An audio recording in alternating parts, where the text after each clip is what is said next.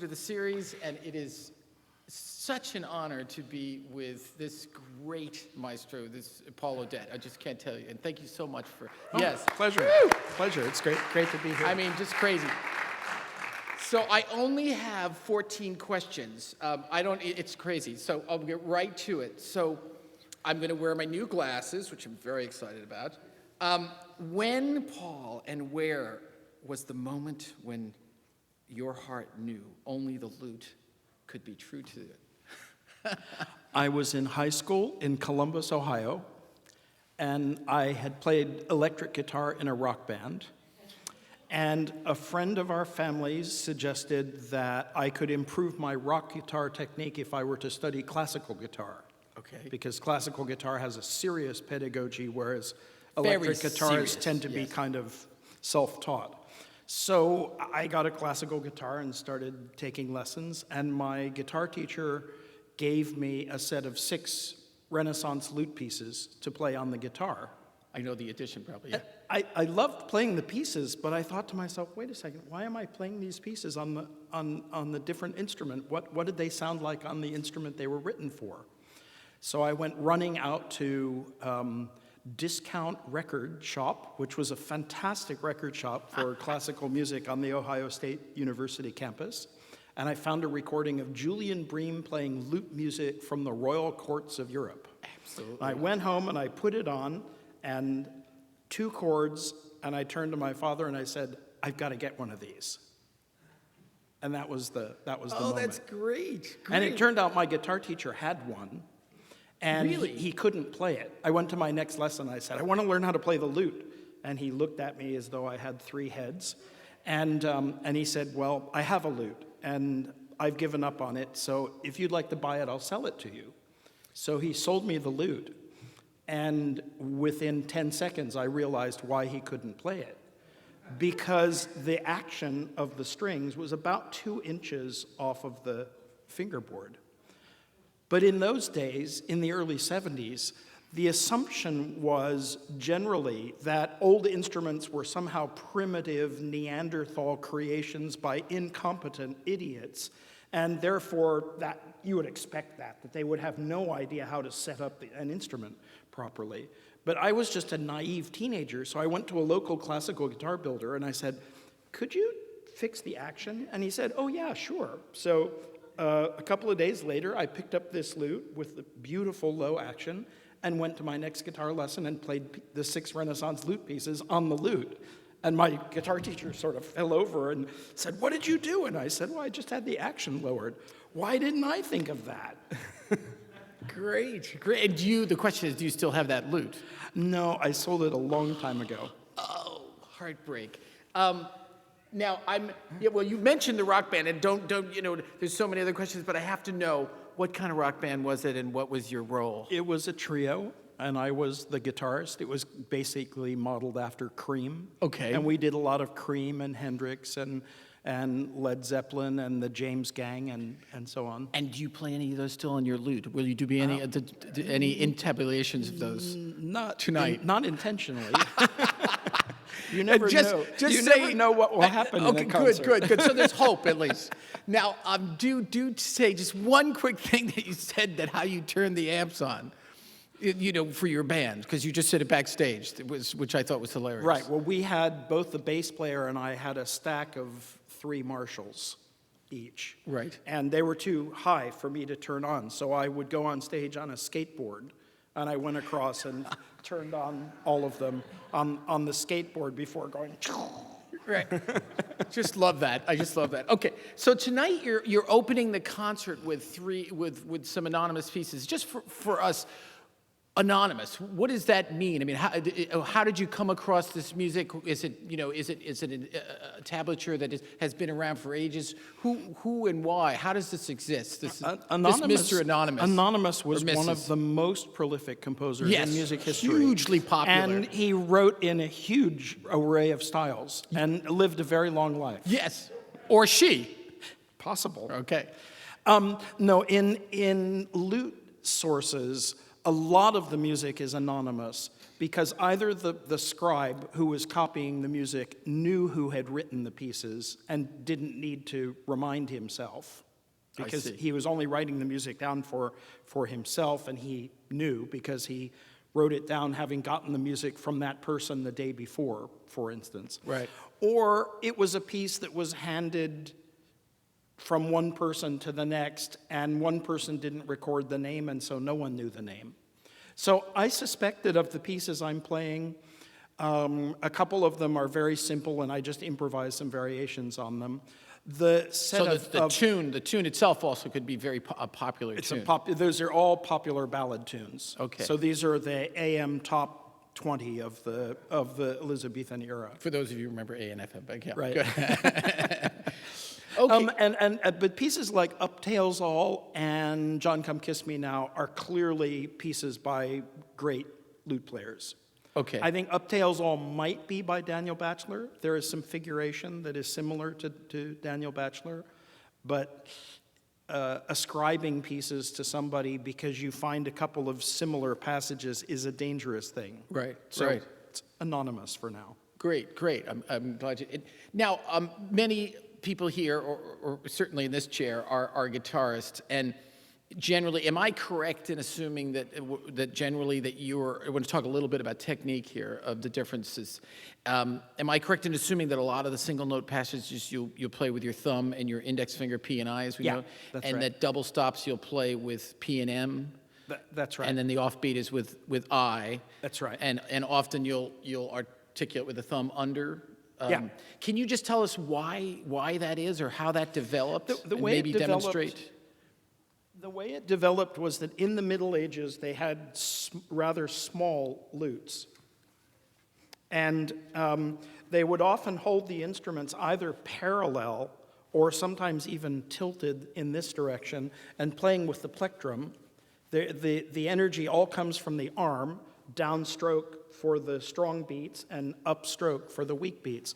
And when some clever German players, at least according to the accounts, realized that it would be possible to play polyphonic music on the lute by abandoning the plectrum, the quill, and plucking with the right-hand fingers, they were trying to imitate the same kind of style.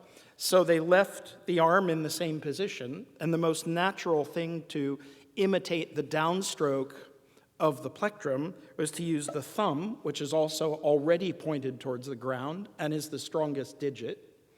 And then the index finger is the other one you're holding the quill with, so it's the obvious one for the upstroke. So the basic imitation plectrum technique is in this position. I don't think it would ever have occurred to anyone in the second half of the 15th century that you could turn your hand around in this position. Right. Just as it was difficult for us 35 years ago to imagine how you would go from there to there, I think for them, if you go from the medieval playing position and you simply put your hand down, it's really clear that the thumb is inside the hand. Right. Great. And the what we call the I finger, the index finger, of course, is always doing the offbeat, the weak beat. In general, in Renaissance and Baroque instrumental playing, they divided the hand into strong and weak fingers, and you played strong notes with strong fingers and weak notes with weak fingers, whether it's keyboard fingering or plucking on a lute or a harp. There are strong digits and weak digits, and you do not play strong notes with weak digits or vice versa. That kind of interchangeability of the fingers was an invention of the early 19th century. And even at that point, there were a lot of people who disliked the idea. Chopin railed against it. Chopin said, why would people invent exercises to try to make all of the fingers sound the same when Mother Nature gave us this beautiful hand with every finger having a different character? Why do you want to reduce them to the same dead level of monotony? Interesting. I also noticed that you planted your what we call pinky, the right. E finger, and do you is that? That's kind of the hinge of the door. Okay. Because basically, if you watch my forearm, you can see that there's a lot of arm movement involved. The Yeah. energy is from the weight of the arm falling. And if I were to, I would end up moving a foot on each stroke if I didn't have my little finger there. So really, the little finger just acts as a little hinge, like that. And do you use the what we call the A finger, the ring finger? Yes. You do. Do you use it only in arpeggios, or splitting the chords? It's used for the top notes of chords. Okay. It's used if you have a widely spaced chord where there are several notes between the middle voice and the upper voice. And in some kinds of what we call style brisé, kind of arpeggiated passages, the ring finger is the only one available for the melody on the top. Otherwise, we play runs in the bass with the thumb and index, just as we do on the top string. Great. Many guitarists are enamored of lute music, the music of Bach that we play, and Weiss, of course. What are the differences really in technique and lute technique from the Baroque lute, from the Renaissance lute moving into Baroque lute?